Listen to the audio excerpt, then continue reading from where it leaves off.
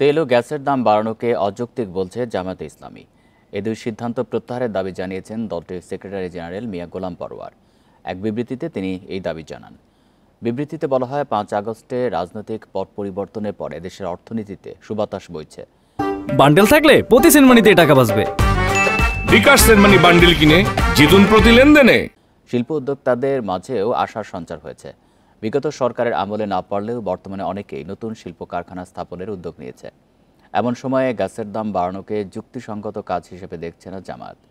এদিকে এ নিয়ে প্রতিবাদ জানিয়ে বিবৃতি দিয়েছে জাতীয় নাগরিক পার্টি। দলটি বলছে, তেলের মূল্যবৃদ্ধির সিদ্ধান্ত জনদুর্ভোগ বাড়াবে, শুধু ব্যবসায়ীদের দাবিতে নয়। ভোক্তা সংগঠন ও শ্রমজীবীদের মতামতের ভিত্তিতে এই দাম নির্ধারণ করতে হবে।